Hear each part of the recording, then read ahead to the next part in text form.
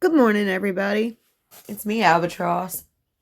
Hope everyone's doing well this morning. I feel pretty good. Hope you all feel good. I want to apologize. I put part one of Allie Carter's documentary up on my channel last night.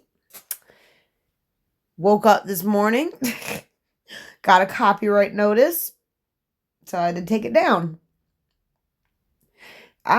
So from now on, if you guys want to watch the All of Us documentary, you're not going to be able to watch it on my channel, unfortunately. You're going to have to go to the only two people that I know have it are God, Sex, and Love, that YouTube channel with Miracle Sims, and the other channel, Risen from the Ashes, all one word. I mean, they both have a lot of it. I think between the two of them, they probably have the whole thing, maybe. So, you're gonna have to go back and forth between them two. I wanted to make the whole thing available for you guys. I know if I did it with commentary, I probably would have been okay, but I didn't want to do commentary for that specific thing because it didn't feel right. It felt like, those are the documentaries where she's actually providing receipts and things like that, and I didn't want to just keep interrupting. I just wanted to let it play through. But I don't know. If you guys want me to put the documentary up on my channel, I can do it with commentary. Just let me know if that's what you want. If not, you can always go to those other two YouTube channels to watch it. Just let me know. But anyways, here we go. We're going to get into the Wayne Ritchie United States lawsuit. And I've got a couple other things coming up later today. I was up all night working on these petitions. So just stay tuned. I'll be back later today with those. Hopefully we can start sharing them. Spreading them around for people to sign. Okay, anyways, is there anything else I needed to say? I don't think so. Okay, here, let's get into this. Wayne Ritchie versus the United States. Here we go. Okay. As you can see, this is a motion for a summary judgment by both parties. Both parties wanted motion for summary judgment. Wayne Ritchie, also with the U.S. To give you a little background, Wayne Ritchie, back in 1957, they had an office party. He was a deputy marshal, and they had an office party, and several members of his, the CIA were there. And he's claiming that someone laced his drink with LSD. Ira Feldman, he's claiming he laced his drink with LSD because after that Christmas party that night, he went out and he robbed a bar. Yeah, I know, a U.S. Deputy Marshal. Crazy, right? Well, he's claiming it's from the LSD, which it probably was. I don't know. Maybe it was from his drinking. Who knows? But as you'll see when we get into this document, he really didn't have as much to drink as the defendant's trying to make it sound. But anyways, I'm not going to read every detail. I just wanted to give you a brief background. And let's see what the court has to say about all this. Okay, according to the court, neither defendant nor plaintiff has been entirely clear regarding the issues they have asked the court to decide on a summary judgment. As noted above, plaintiff has requested summary judgment simply on the question of whether Ritchie was an unwitting victim of CIA Subproject 42, which is MKUltra, while defendant has requested summary judgment on the issue of causation, meaning like they don't believe like that he robbed that bar due to LSD. Well, first they say, well, we didn't give him LSD, but even if we did, that's not why he robbed the bar. So that's kind of their argument. Okay, yeah, because the defendant appears to contest on both parts of the causation question, whether Ritchie can show that he was actually administered LSD and whether he can demonstrate further that his LSD, come on, move, was caused him to attempt an armed robbery. Sorry. Dumb phone. I'll get used to the technology, guys. I swear it. Like I said, I've been in a hole for 15 years. But okay. Plaintiff's summary judgment motion is somewhat less clear, but it appears to focus primarily upon the question of whether he was ever actually dosed with the drug, not whether his subsequent behavior is attributable to that dosing. In other words, like, he's not arguing that he robbed the bar because of the dosing. He's arguing that he was drugged unwittingly. That's what he's arguing. And he's not trying to argue about why he robbed the bar. He's just trying to say that he was drugged against his will. Okay. Plaintiff's opposition brief seems to incorporate the second question in addition, but that fact is irrelevant. Plaintiff cannot introduce new issues to be decided in his responsive pleadings. As a result, this court will assume that defendant has filed a motion for summary judgment on both causation questions, and that plaintiff has filed a motion for summary judgment only with regard to whether the CIA administered him LSD. Okay. So yeah. Seems like, I'm not even going to say, you'll see. You'll see. Okay, background. This is where they kind of get into the background of the party, about how it started.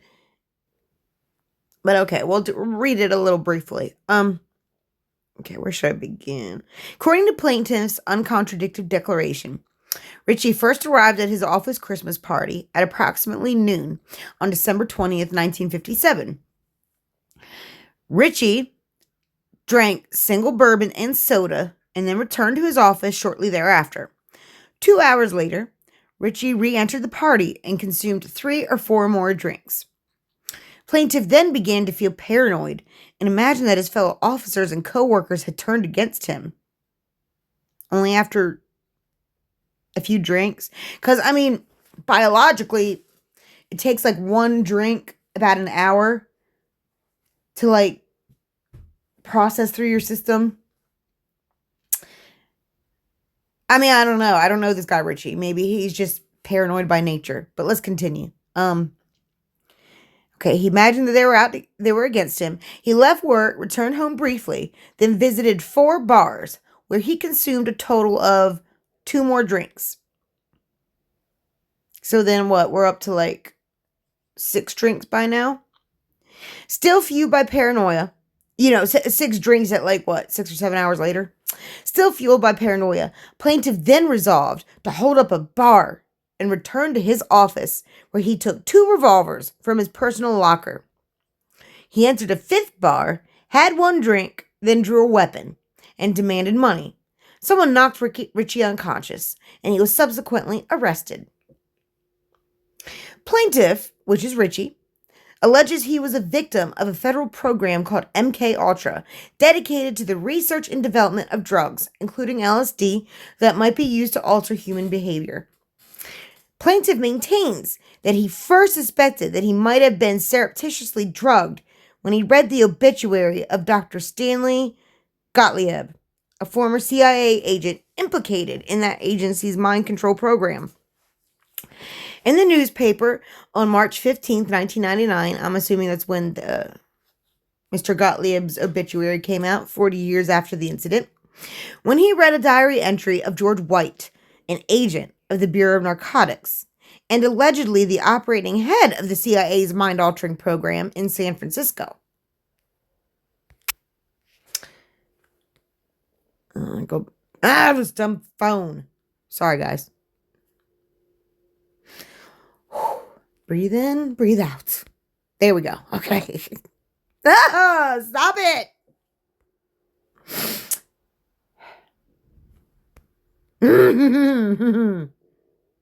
There we go. Okay.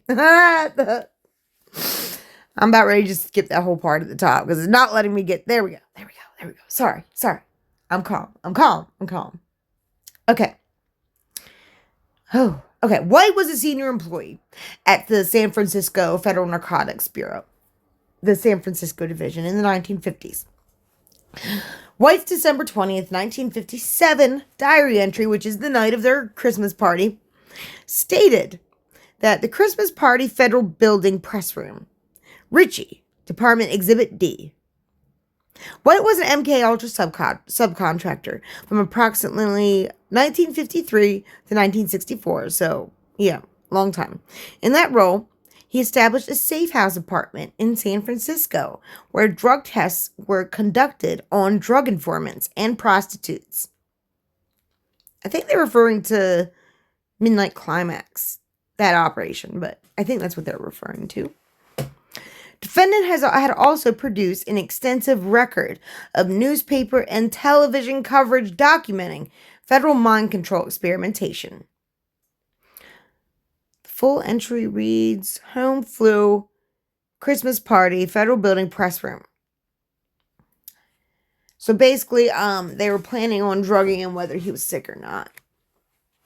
Which they get into that a little more later. Today, highlighted in red here, today, neither party disputes that MK Ultra existed. Again, I'm going to repeat that. Today, neither party disputes that MK Ultra existed and that Ira Feldman and George White were engaged in the involuntary drugging of unwitting suspects in San Francisco on behalf of the CIA. Did them two ever get in trouble? No, not at all. Not at all. Both sides agree further that plaintiff suffered a brief psychotic episode on the night of December 20th, 1957, that resulted in his attempted robbery of the Shady Grove bar. Okay. It is certain, according to Ketchum and Gottlieb, it is certainly appropriate to regard Wayne's episode as a temporary psychotic disorder. These cross motions for summary judgment concern the particular questions of whether Wayne Ritchie was himself a victim of the CIA's MK Ultra program, and whether Ritchie can establish that this alleged drugging with LSD was the cause of his psychotic episode. So basically, already we've gotten it in the George White's diary. We've already, that's part of the proof here. In George White's diary, he says, December 20th, 1957, Wayne Ritchie, press room, in his diary. So yeah, I mean, and that's not the only proof he brings. There's more proof. Ira Feldman, who Ritchie's lawyers deposed 3 times, and all 3 of those times, he implicated himself in drugging Wayne Ritchie. All 3 of those times, he implicated himself. Anyway, legal standard. Let's get to that. This phone acts right. There we go. Yes, went smoothly that time. Okay. Summary judgment is proper when the pleadings, discovery, and affidavits show that there is no genuine issue as to any material fact that the moving party is entitled to judgment as a matter of law. Material facts are those which may affect the outcome of the case.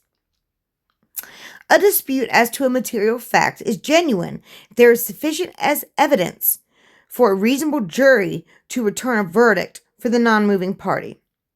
The moving party for summary judgment bears the burden of identifying those portions of the pleadings, discovery, and affidavits that demonstrate the absence of a genuine issue of material fact. On an issue for which the opposing party will have the burden of proof at trial, the moving party need only point out that there is an absence of evidence to support the non-moving party's case. Sorry, I lost my place. I think this is where I was. Once the moving party meets its initial burdens, the non-moving party must go beyond the pleadings and by its own affidavits or discoveries set forth specific facts showing that there is a genuine issue for trial. Mere allegations or denials. Come on. Sorry. It always wants to do that. There we go. Okay. Do not defeat a moving party's allegations. The court may not make credibility determinations and inferences to be drawn from the facts. The facts must be viewed in light most favorable to the party opposing the motion. All right, and then we continue. Okay. At a case management conference held on November 5th, 2003, defendant's counsel announced that she had filed Rule 26 reports for two additional expert witnesses, Dr. Mark Levy and Dr. Elizabeth Loftus. I think I pronounced that right. Within the past 2 days, and that she intended to rely upon the testimony of these two experts in her motion for summary judgment. So basically, she, at the very last minute, the defendant, or the lawyer for the defendant, the U.S., wants to bring in their own expert witnesses at the very last minute. Defendant had already long since filed Rule 26 reports for two other expert witnesses, and plaintiff had been afforded the opportunity to depose these witnesses. In light of the fact that this case is approximately 3 years old, and the fact that cross motions for summary judgment have long been anticipated, the court noted that it did not look favorably upon the 11th hour introduction of the defendant's third and fourth experts.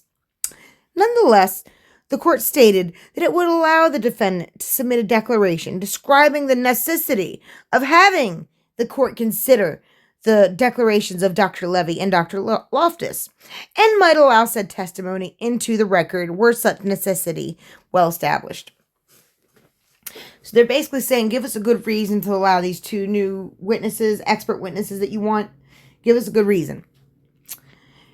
In support of his motion for summary judgment and in opposition to the defendants, plaintiff has proffered one expert witness, Dr. James Ketchum. And Dr. Ketchum's expert declarations was filed in 2002, and defendants subsequently deposed Dr. Ketchum. Defendant's counsel has failed to provide any reasonable argument that Dr. Levy and Dr. Loftus are essential to the proper resolution of these motions for summary judgment. In its proffer of their testimony, defendant merely restates its spurious claim that no deadlines existed in this case for the filing of expert reports, and that defendant only became aware of the existence of these experts in September 2003. These assertions, elide? I know, I'm feeling like an idiot. I don't know what that word means. Elide the fundamental points of timeliness at issue here. Namely, that this case is already several years old, and that plaintiff had already filed a motion for summary judgment before the defendant filed reports of its third and fourth experts. Reasonable diligence on the part of defendant's counsel would have brought these experts to the fore much earlier. So they're basically putting the government in their place, saying you guys should have done this earlier. The issues about which these individuals opine are not new. Only the expert themselves are. Before this court could consider these two new experts in the context of this motion for summary judgment, it would be... Come on, move. There we go. It would be necessary to allow plaintiffs to depose them both and submit an updated declaration from plaintiff's own expert in response. So yeah, long story short, the plaintiff, Wayne Ritchie, brought their own expert, and the government, the United States, had two other experts, and now they want to bring in two more experts. And, hold on, okay, and here we go. Defendant asserts with some vehemence that neither expert's testimony would be redundant or cumulative in view of the two experts already provided by defendant. While this asseveration indeed appears to be correct, Dr. Levy's testimony is instead, quite ironically, contradictory to that of Dr. Abraham and Dr. Gottlieb. Dr. Abraham and Dr. Gottlieb both concluded on the basis of available evidence that Ritchie's psychotic episode was more likely caused by alcohol than by ingestion of LSD. Have you guys ever heard of anything so dumb? Like, seriously, has anybody ever heard of anything so ridiculous in their lives? I mean, I'm not saying that's not possible. I'm just saying that this guy had a lot to lose. Sounds like that, these government guys are used to holding their drink and things like that. I just think it's odd that two doctors are sitting there saying that, oh, it was alcohol that made him do it, not LSD. Okay. But I mean, I guess, wait, no, this wasn't even in the 50s. They're going over this in 2002 or 2003. So they know better by now. They knew better by now. But they're still going to use that argument, though. Oh, well, that's just my opinion. I've never heard of anything so ridiculous, but that's just my opinion. But anyways, let's move on to the direct evidence that they've got. Because right now, up until now, they've just kind of been arguing needlessly. So let's go to the direct evidence. Okay. In support of his motion for summary judgment on the issue of whether he was administered LSD unwittingly, pursuant to CIA Subproject 42, Ritchie relies upon the confluence of several different pieces of evidence. The most important evidence, and the only direct indication that he may have been drugged, is the deposition testimony of Ira Feldman, supervisory group head at the Federal Bureau of Narcotics, who worked under George White and Dr. Sidney Gottlieb on the MKUltra project. Plaintiff first deposed Feldman July 30th, 2002, when further evidence linking Feldman to Project MKUltra subsequently came to light. This court permitted plaintiff to depose Feldman a second time. During this second deposition, taken on February 7th, 2003, Feldman appears to admit that he administered LSD to Wayne Ritchie without Ritchie's knowledge or consent. Feldman gives this indication 3 times, though each reference is somewhat oblique. First, he states, I'm about to really throw this phone out the window. Okay, sorry. First, Ira Feldman states, I drug guys involved in about 10, 12 period. I didn't do any follow-up period because it wasn't a very good thing to go and say, how do you feel today? You don't give them a tip. You just back away and let them worry like this nitwit Ritchie. That was his second deposition when he said that. Emphasis added. Following that statement, Feldman engaged in a colloquy with, did I say that right? I hope I did, with plaintiff's counsel, in which he appeared to inculpate himself in Ritchie's drugging a second time. Questioner, when you say, let them worry, you mean let them have a full head of LSD and then Ira continues the statement. Let him have a full head. Like what happened? Like what happened with this nut when he got out and got drunk? Later, Feldman was asked if he were essentially deciding who was going to suffer, and implicitly referenced Ritchie a third time, replying that, hey, I didn't say anybody had suffered. I didn't say anybody suffered. The bird, like this guy, who saw snakes coming out, he deserved to suffer. He had 8 or 10 drinks, and then goes out and gets a couple of guns and tries to hold someone up. Emphasis added. Feldman further explained that the LSD testing was undertaken in order to explore that drug's potential use, both in interrogation and in provoking erratic behavior. Okay, now we go to the circumstantial evidence. Plaintiff, which is Wayne Ritchie, also points to George White's diary entry from December 20th, 1957, the night of their Christmas party, as further evidence that he had been unwittingly dosed with LSD. Feldman testified at his deposition that he would inform George White of his activities for MKUltra, and that White exercised some degree of operational control over Feldman's activities, explained Feldman.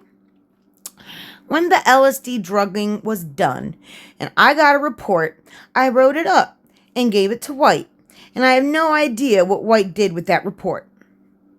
White's diary for December 20th, 1957, notes that he was home with the flu, but references a Christmas party in the federal building press room.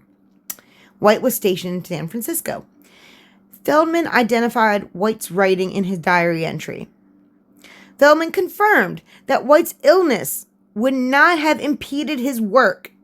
A planned LSD test would have taken place irrespective of whether or not White was sick and had to remain at home.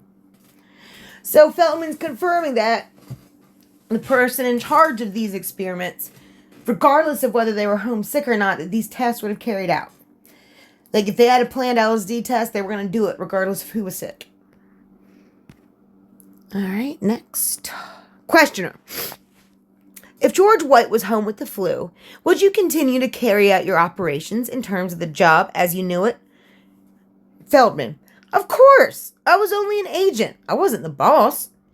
Questioner. But you had certain assignments, and you would carry them out. Defendant notes that the December 20th, 1957 Christmas party is one to which presumably all federal law enforcement employees in San Francisco were invited. And thus the entry in George White's diary may indicate that he was referencing the gathering as little more than a social event. In fact, White's diary contains a similar entry on December 21st, 1956. On that date, it reads, Christmas party, press room. For his part, Ritchie avers that he attended that Christmas party, which took place in the San Francisco post office building where he worked. Feldman indicated that the post office building in which Ritchie worked and the federal building described in White's diary were one and the same. Both sides also agree generally that the CIA, and Ira Feldman in particular, was engaged in drugging unwitting victims with LSD in and around 1957. In addition, plaintiff Wayne Ritchie points to the very fact of his behavior as evidence that he was under the influence of LSD. The parties' agreement that Ritchie experienced a psychotic episode is tantamount to agreement that his actions on the night of December 20th, 1957 were completely out of character. Plaintiff alleges that his expert diagnosis that he must have ingested LSD, coupled with Ira Feldman's apparent admissions, paint a compelling picture and constitute the necessary level of proof for a summary judgment motion on this issue. Plaintiff supplements this argument with the testimony of Dan Casey, a San Francisco-based federal narcotics agent who knew Ritchie and found his actions on the night of December 20th, 1957, completely out of character. Since these medical diagnoses are relevant to the separate causal issue of Ritchie's attempt to isolate the particular catalyst for his psychotic episode, they are discussed at greater length below. The court addresses the dueling opinions of plaintiff and defendant's experts at length and discusses the importance of these diagnoses to plaintiff's claims of having been drugged by the CIA at the December 20th Christmas party. And I will be back with a part 2, and we'll go into the defendant's principal proffered facts. Thanks for listening. I'll be back in just a few minutes. Take care.